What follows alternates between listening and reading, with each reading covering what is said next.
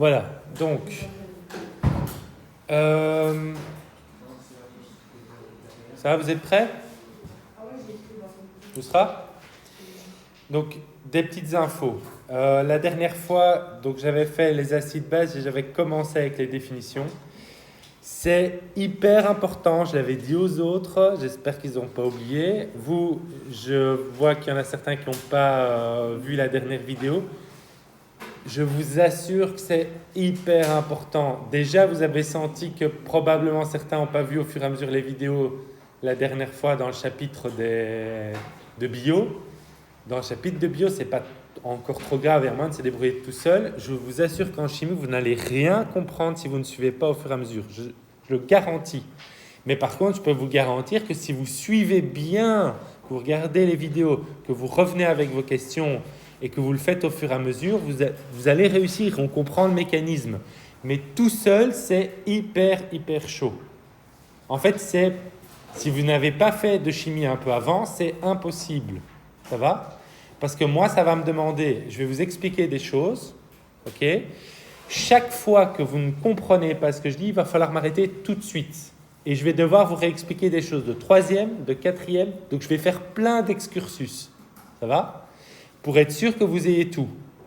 Mais le problème, c'est que vous savez, la chimie, c'est pas compliqué, mais il faut avoir toutes les briques. Et mon objectif ici, c'est d'avoir suffisamment de briques pour que vous puissiez comprendre ces deux petits chapitres et de pouvoir faire, si jamais vous en rencontrez, parce que ça arrive en fonction des études, un petit cours où vous avez un peu de chimie, que au moins vous sachiez comprendre ce qu'on vous raconte. Vous comprenez? Et c'est important, parce que sinon, vous allez juste vous dire, vous allez vous retrouver là, on va considérer que vous savez des choses que vous ne savez pas, et vous n'allez jamais savoir récupérer, et vous n'allez rien comprendre. Vous voyez? Il faut vraiment juste vraiment s'investir dans ce chapitre-là. Ça va? Celui qui ne le fait pas, il va à sa perte. Je le dis clairement. Ça va? Et même en me suivant, ce ne sera pas forcément facile, mais en me suivant, c'est faisable pour tout le monde. Ça marche? Vous comprenez bien? J'espère que ceux qui m'entendent comprennent bien. Si vous pouvez dire à tous ceux qui ne sont pas là aujourd'hui, ce qu'ils ne devraient pas, et tous ceux qui voient la fois prochaine, etc., de vraiment bien faire ce boulot. C'est hyper important. Je ferai le mieux que je peux pour compenser pour ceux qui n'auront pas fait, mais je vous le dis déjà, ce sera pratiquement insuffisant. Vous allez vous retrouver sans rien comprendre. Ça marche? J'espère avoir été clair parce que j'ai déjà eu ce discours-là avant. Je l'ai eu en physique et je pense qu'à un moment ça a bien pris et vous avez bien écouté. Et quand on fait bien son boulot, ça marche bien. Mais si on ne le fait pas, ça ne va pas aller. Je vous assure. Et tout seul, vous allez perdre 10 fois plus de temps que si vous me suivez moi. Ça va?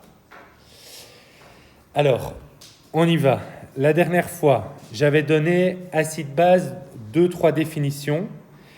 La première définition qui était une définition historique, qui était opérationnelle, qui était simplement une définition dont j'avais tout expliqué, où on se dit, tiens, je goûte les acides, ils goûtent ça, ils goûtent aigre, les bases, elles goûtent amères, elles rougissent le bleu, enfin donc le truc de tournesol là, la sève de tournesol, ou elles rougissent si c'est des acides. Donc voilà, c'était pas encore une définition vraiment très utile, donc c'est vraiment une définition introductive. Ça va? Deuxième définition, c'est Arrhenius, que j'avais aussi expliqué, où en fait, on commence à cette époque-là à comprendre rapidement qu'est-ce que c'est qu'un acide, qu'est-ce que c'est qu'une base. Je fais un très vite survol là, donc il faudra aller revoir la vidéo si vous ne l'avez pas fait. Qu'est-ce que c'est qu'un acide, qu'est-ce que c'est qu'une base? Un acide, ça libère des protons. Une base, ça libère des OH-. Donc des protons, c'est-à-dire des H+. Et on avait commencé à expliquer ça.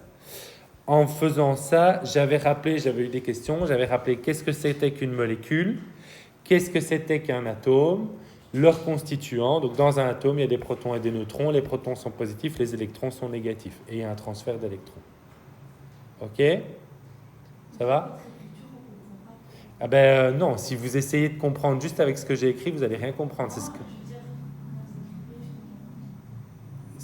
Non, je sais, mais c'est parce que là, il faut essayer d'un peu comprendre ce que je vais dire. Tu vois, je refais un petit topo comme ça vite fait, mais il faudra aller revoir la vidéo. Tu vois, parce que j'explique tout au fur et à mesure. Ça va? Si, ce serait bien. C'est gentil. J'avais oublié. Il me reste combien de temps? J'en prends un peu de temps. Hein, je peux... Il est 34, c'est dans... Ça va. Ça vaut quand même le coup. Speaker mode. Ok, donc, hop là. Ça, c'est ce qu'on avait fait la dernière fois. Peut-être que je devrais reprendre l'une ou l'autre chose. Et du coup, je vais arriver à la vraie définition, la dernière qu'on va étudier nous ensemble, celle de Bronsted-Lowry. En fait, selon Arrhenius, ok, vous avez des OH-, donc une base, c'est une substance qui libère des OH-, mais on se rend compte qu'il y a des substances qu'on classait avant avec l'ancienne définition comme des bases, parce qu'elles ont un goût aigre, elles réagissent de la même manière, elles font un peu les mêmes choses, mais elles ne rentrent pas dans cette définition. Par exemple, l'ammoniac, qui est NH3, c'est une base, on sait que c'est une base, mais ce n'est pas possible qu'elle libère des OH-, il n'y en a pas dedans. Vous voyez ça? Oui. Et donc, du coup, il a fallu changer de définition. On a changé de modèle. Donc ici, je vous montre ça pour vous montrer qu'il y avait des modèles en chimie et que maintenant, on est dans un... Je vous montre un des derniers modèles. Il y a des modèles encore qui vont plus loin après, mais ça, c'est le modèle qu'on va vraiment, nous, utiliser. Ça va? Et c'est ce qu'on va devoir savoir faire. Alors, je refais, ça c'est de la matière, ce petit truc sur l'acide, c'est normalement un truc que vous auriez dû faire en cinquième, en fin de cinquième, mais généralement, j'arrive jamais au bout. Même une année normale, j'arrive pas au bout. Et donc souvent, ce que je fais, je reprends ce chapitre, je le réexplique, parce que une fois qu'on a compris ce chapitre-là, en fait, le chapitre suivant qu'on doit faire sur les redox, c'est pas la même chose, mais c'est la même démarche. Ça veut dire qu'on va avoir chaque fois les mêmes mécanismes. Donc ça vaut le coup, ça vous donne l'occasion de le faire 2 fois, si vous voulez. Donc si on comprend bien l'acide base, les redox, on comprendra mieux aussi. Vous comprenez? Et ça me permet de vérifier toutes les bases. Donc maintenant, tout ce que je vais commencer à expliquer, dès qu'il y a une question, dès qu'il y a un truc qui n'est pas compris, il faudra chaque fois me le dire. Ça va? Alors, allons-y. On va reprendre à partir de là. Définition de Bronsted-Lowry. Okay, donc, de ce que c'est qu'un acide et une base. Je vais reprendre avec vous. Un acide est une substance qui peut être une molécule ou un ion capable de libérer un proton, c'est-à-dire un H+. On va reprendre étape par étape. Qu'est-ce que je dois expliquer dans cette définition-là? Donc, on va reprendre chaque mot, chaque chose qui n'est pas comprise, je les explique. Et puis, on va reprendre l'ensemble. Donc, dites-moi, par quoi est-ce que je commence? Ou est-ce que tout est clair? Alors, première chose, un ion. Ça va? Bonne question.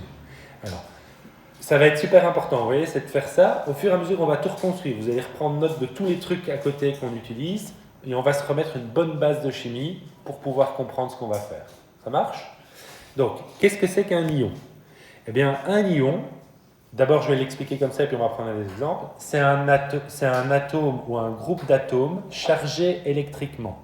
Donc à la limite, vous pouvez déjà l'écrire et on va essayer de comprendre ce que ça veut dire. Et monsieur, comment on fait le symbole du lion? De quoi? Le symbole du lion. Alors non, c'est les différents ions, Je vais donner des exemples après. Note d'abord ça. Ion, Ouais. il n'y a pas de symbole. Donc un ion, c'est un atome ou un groupe d'atomes chargés électriquement. Ça va?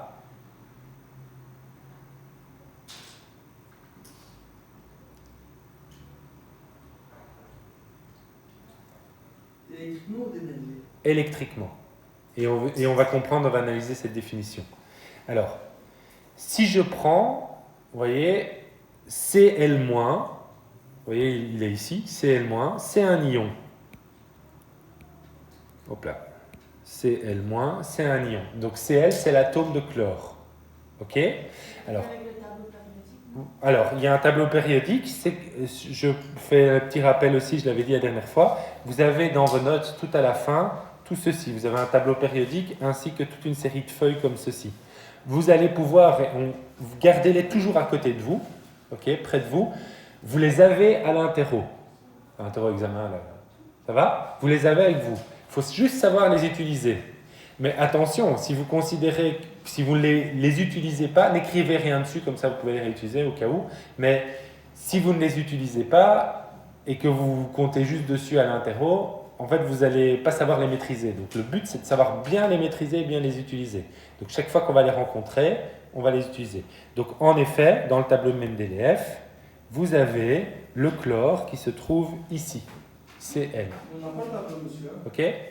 Normalement, si, à la fin. À la fin de tout. Ça va? Donc, sortez-les, comme ça, vous les mettez dans votre cours de chimie. Vous avez tout ce paquet. Hein. Il y a 3-4 feuilles, 5 feuilles même. Je crois qu'on travaille que sur cette feuille. Non, parce que ça, c'est chaque fois des documents. Théoriquement, si vous aviez un vrai cours de chimie et tout, il y a des trucs ici que je demande de connaître par cœur. Mais vous avez déjà assez à intégrer comme ça, donc je vous donne toutes ces feuilles. Ça va? Donc si vous avez un cours de chimie plus tard, dans ce cours, probablement ces feuilles-là, vous devriez les connaître par cœur. Pas le tableau de Mendeleev, hein, mais les autres. Ça va? Mais je me dis, si vous comprenez déjà et savez les utiliser et que vous maîtrisez déjà un petit peu, et que vous avez un cours, au pire, si vous devez l'étudier par cœur, vous finirez par l'étudier par cœur. Je mets le paquet sur la compréhension plutôt que sur l'étude ici. Ça marche? Ok pour ça? Parce que sinon vous allez être saturé, je sais que vous n'allez pas, ça va faire de trop. Ça va? Donc on revient à ce que j'étais occupé à faire. Alors, Cl, c'est un atome chargé électriquement. Alors juste rappel, je l'avais déjà fait la dernière fois, mais je vais quand même encore le refaire. Un atome, c'est constitué au centre de quoi?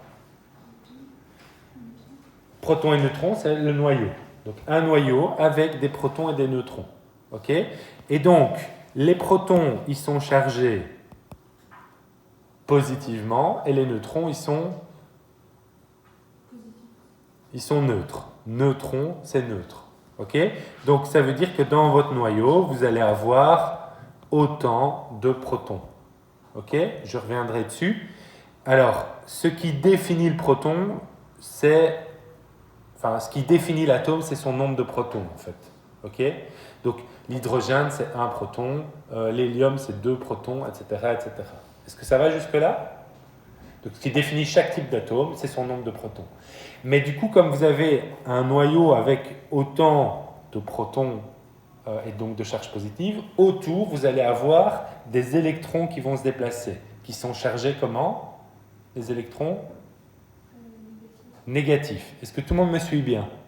C'est hyper important. Maintenant, tout bien intégré, parce que c'est les bases. C'est la structure de la matière. Donc, ils sont négatifs. Donc, si un atome est neutre, il y a combien d'électrons qui se déplacent ici autour de mon exemple? Je n'ai pas fait du chlore, hein, j'ai fait un exemple au hasard. Il y a combien de plus dans le noyau?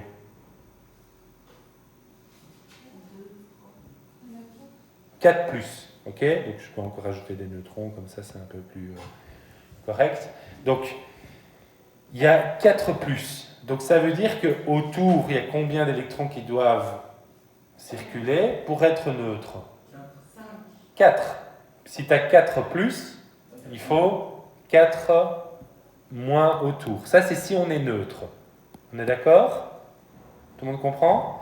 Alors, maintenant, imaginez, qu'est-ce qui se passe si d'un autre atome, je récupère un électron, ok? Je le récupère et je viens le rajouter. Trop d'énergie, Alors, ce n'est pas une question d'énergie, c'est une question de... On rajoute un électron, donc on rajoute un moins. Donc l'atome, il va devenir négatif, il va dire moins. Admettons maintenant que je viens et je rajoute encore un deuxième électron. Il va devenir 2 fois. Donc on va dire 2 moins. Ok? Donc ce sera l'atome 2 fois négatif. Donc, ça n'existe pas ici. Si c'était du chlore, ce serait Cl2-. Ça va? Vous comprenez l'idée? Ouais? Alors, on va essayer dans l'autre sens. Donc, si, comme j'ai dit ici, j'en enlève un.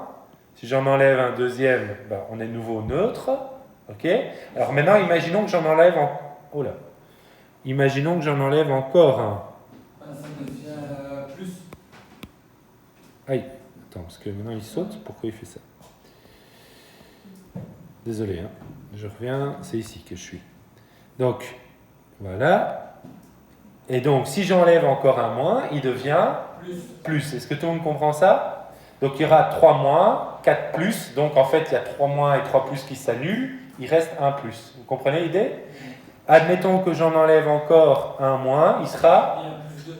2 plus. Ok? Ça va? Vous avez compris l'idée? Et la façon dont ça s'écrit, ben, CL-, c'est ça. Alors, pour CL-, c'est celui qui existe. Les autres n'existent pas, mais comme ça, vous comprenez l'idée. CL-, ça veut dire qu'il a un électron en plus ou trop peu? Trop peu. Il est moins. S'il est moins, qu'est-ce qu'il a gagné? Il a perdu un électron. Ah non, s'il perd un électron, il devient plus. Parce que n'oubliez pas, l'électron, il est négatif. Ça va? Tout le monde comprend? Et c'est plus, ça veut dire. S'il est plus, admettons, ça n'existe pas ça, hein, mais admettons, comme ça on comprend, si c'est Cl+, ça veut dire qu'il a un électron en moins. Si c'est Cl2+, il a 2 électrons en moins. Est-ce que ça va pour tout le monde? Et c'est normal, ça veut dire il est neutre. C'est pas Ce, hein, c'est Cl. C'est du chlore, c'est Cl. Ça va? Donc, s'il est Cl, ça veut dire qu'il est neutre. Et donc, il a le même nombre d'électrons que de protons. Ok. Compris? Très important parce que toutes les réactions qu'on va faire se basent sur ces trucs de charge, d'avoir bien avoir compris ça. Ça va? Donc ça, ce sont des ions. Alors évidemment, celui-là n'existe pas. Hein, mais...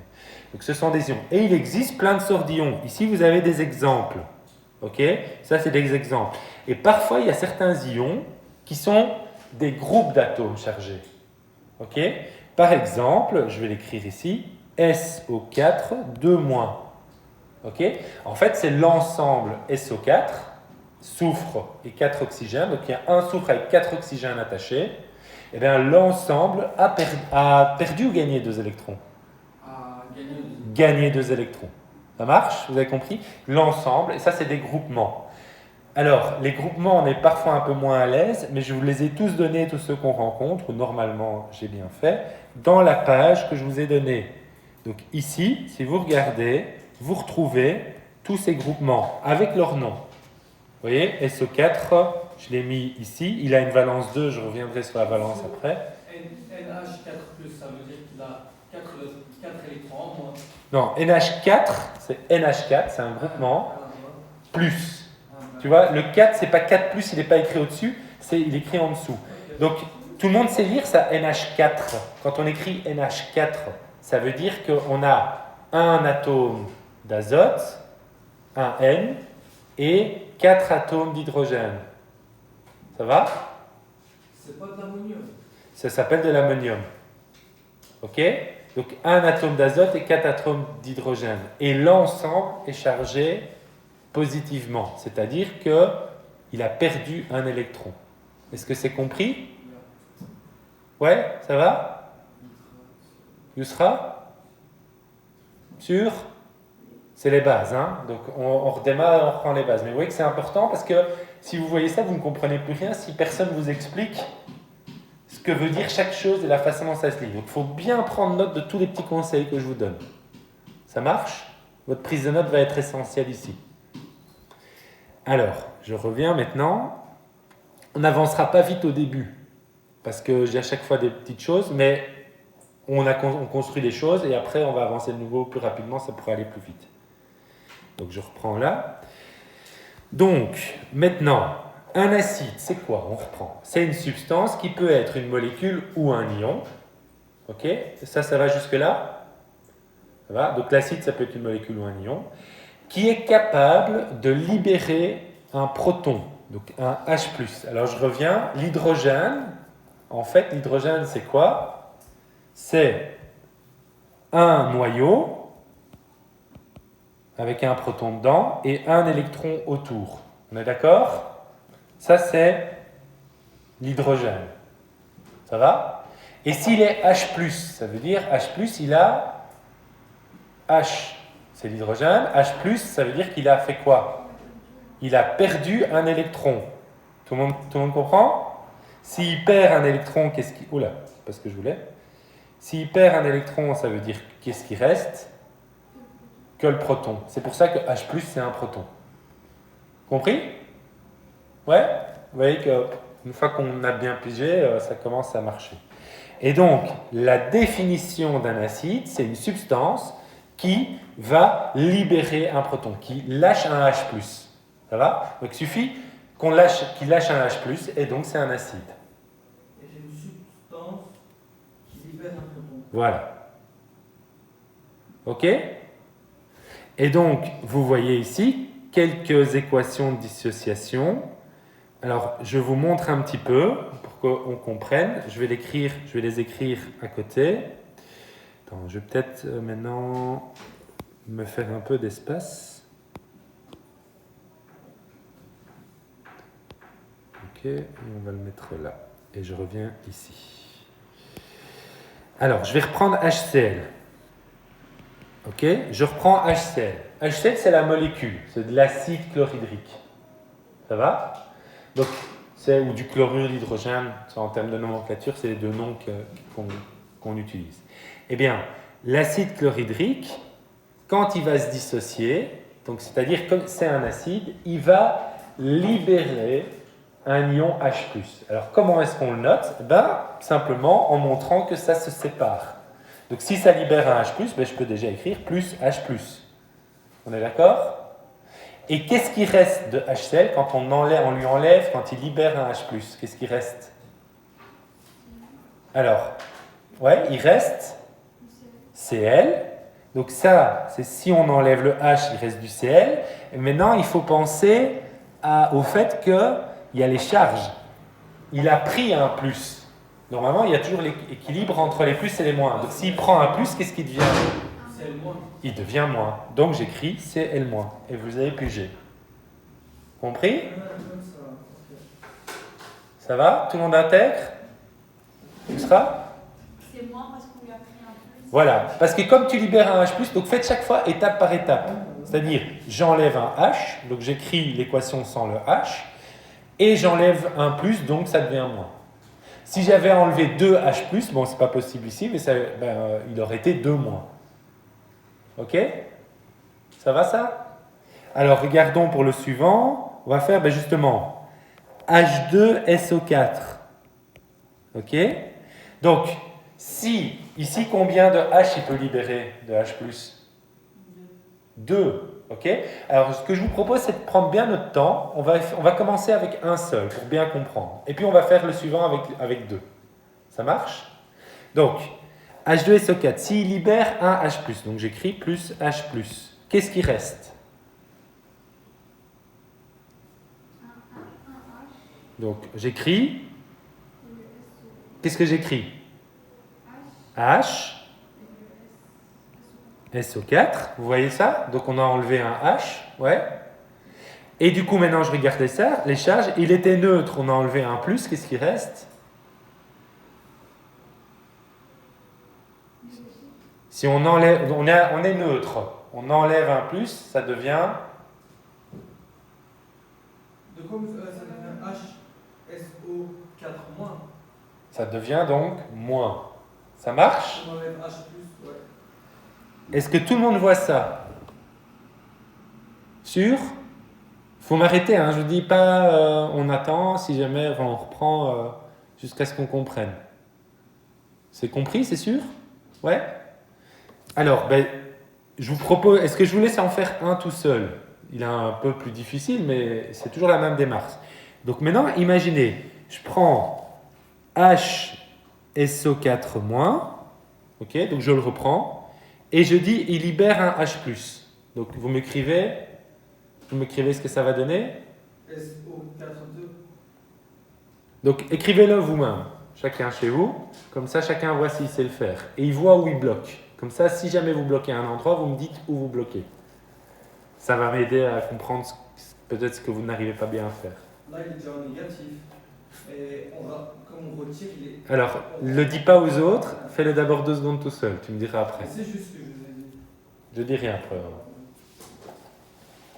Vas-y, note-le, essaye. Ah, je note. Ouais, mets-le ou au crayon, hein, tu vois, puis tu gommeras si jamais c'est pas bon.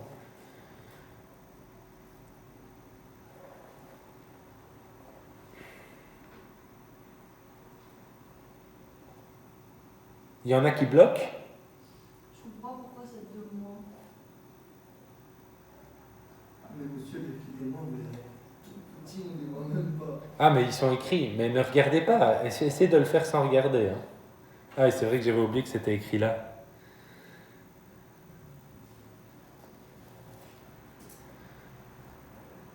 Oui, donc c'est écrit en fait. Ça sert à rien de faire deux fois.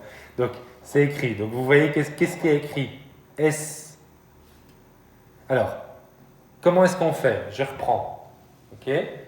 HSO4-. Donc, vu qu'on a dit que c'est un acide, il libère un H+. Donc, j'écris plus H+. Ouais? Et qu'est-ce qui reste dans HSO4-? J'ai libéré un H+, donc qu'est-ce qui reste comme atome? SO4. Ok? Oui? Est-ce que quelqu'un bloque à partir de là? Ok. C'est les charges que vous bloquez. Alors, regardez les charges. On est moins. Ok? Donc imaginez, vous voyez, quand on est neutre, ça veut dire autant de plus que de moins. Ouais? Là, je suis moins 1. Ok? Et j'enlève encore un plus. Qu'est-ce qui va se passer? 2 moins. Vous comprenez l'idée? Yusra? Donc ce sera 2 moins. Ça marche? Alors, vous avez vu que H2SO4, on peut le faire en une fois. J'aurais pu écrire en une fois aussi. On peut le faire aussi. H2SO4 et il libère 2 H+. Vous voyez? Je fais tout en une étape. Qu'est-ce qui se passerait? Qu'est-ce que je pourrais écrire?